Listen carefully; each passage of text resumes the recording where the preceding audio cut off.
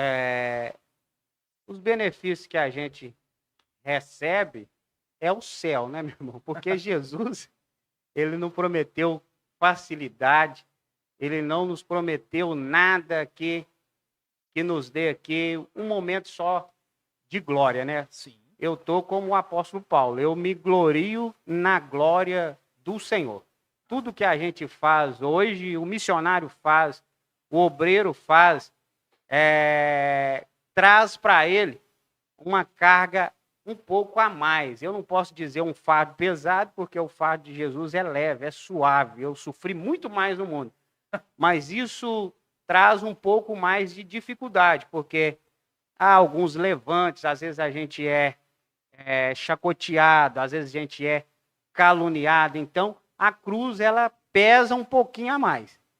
Então, às vezes, tem muita gente que acha que vai fazer a obra do Senhor e as coisas vão andar, uma beleza como nunca, não vai ter luta, prova, isso aí é enganoso.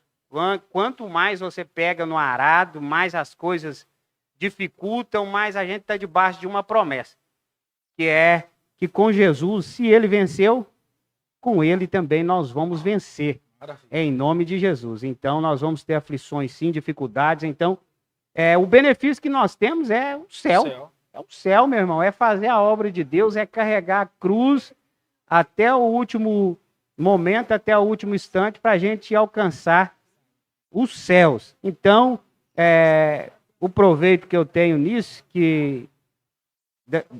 sobre a pergunta que ele fez, eu gasto meu tempo com Jesus e ele me retribui de várias outras maneiras. São coisas aqui que, se eu fosse citar hoje, sobrenaturais que eu já alcancei, e sem Jesus eu jamais alcançaria. Então, retorno financeiro, isso a gente não precisa esperar, mas coisas que sem ele jamais eu alcançaria, com ele eu consegui alcançar. E isso falando de coisas espirituais, como ele citou, né? Curas sobrenaturais, se a gente tiver tempo aqui, eu posso falar que eu já, no ano de, um pouco antes de eu retornar para a igreja, eu sofri por uma doença chamada Síndrome de Guillain-Barré. Essa doença ataca todos os nervos, todos os membros do corpo e leva a pessoa a paralisar todos os membros do corpo. Para muita gente, naquele tempo, eu fui dado como morto ou, no mínimo, um paralítico. E Deus me curou. Então, Deus me curou. Então, é uma coisa que sobrenatural. Por quê, irmão Leandro? Porque em todos os neurologistas que eu fui, isso aí no tempo eu fui em alguns pagos, eu fui em alguns públicos, eu fui, na época, Dr. Gervásio, um dos melhores que tinha em Minas aqui, em Belo Horizonte. Em Belo Horizonte, ele me falou que por eu não ter tratado essa síndrome de Guillain-Barré, essa paralisia muscular que eu tive, dos nervos, isso me deixaria sequelas que ficariam para sempre. Então, eu perderia alguns movimentos que eu jamais recuperaria eles. Então, hoje, para a honra e glória do Senhor, a eu retornar aos pés do Senhor, nessa época mesmo que eu voltei para a igreja, eu recuperei todos os meus movimentos e tenho minha saúde plena. Maravilha.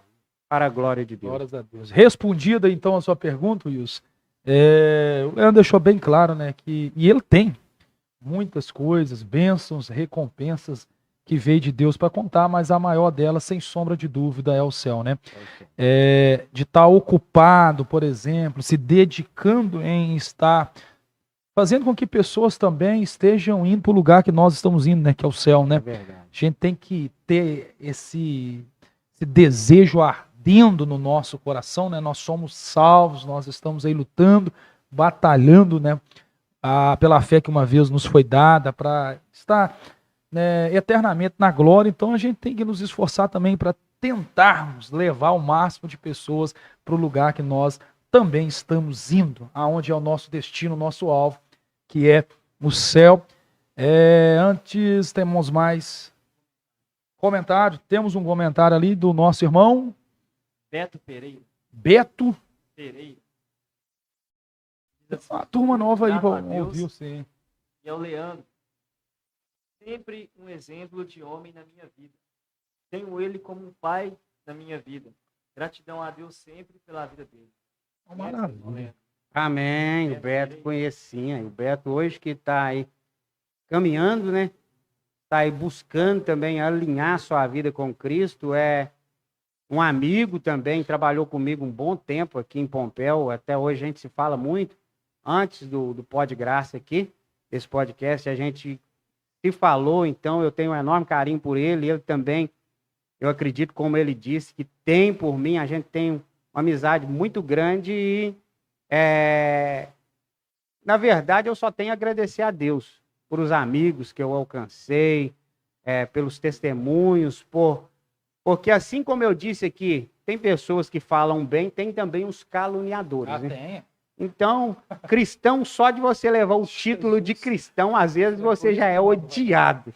Mas também tem os nossos irmãos, amigos, tem pessoas que às vezes nem nos conhecem pessoalmente, mas também dão testemunho. É isso que nos faz caminhar, é isso que nos faz ainda mais ter o desejo de granjear almas para o reino do Senhor.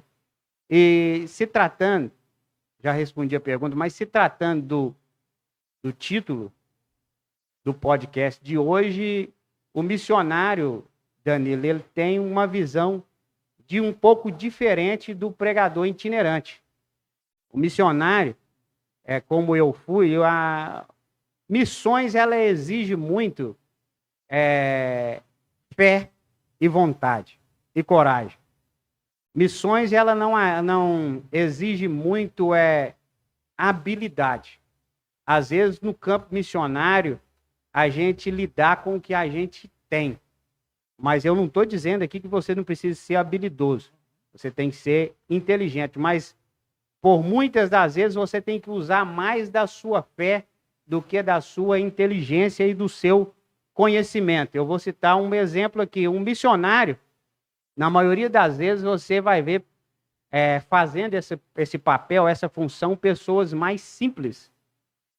Como no tempo que eu fiz missões, foi um dos tempos melhores que eu vivi da minha vida. Porque eu era novo convertido, novo na fé, com um coração muito puro, muito grande, pronto, e com uma gratidão imensa, cumprindo verdadeiramente aquele versículo, Danilo, que às vezes um obreiro nos dias de hoje, como eu sou, a gente tem dificuldade, sem olhar nem para a esquerda, nem para a direita, somente para Cristo. Então, o missionário naquele tempo, eu tinha mais disposição, e fica aí também uma palavra para os jovens que estão nos vendo aí. Uma certa vez, Deus me levou num versículo, e foi o apóstolo Paulo mesmo que disse, eu não me lembro, me recordo aqui de cor, onde está descrito, que um solteiro, ele faz a obra do Senhor.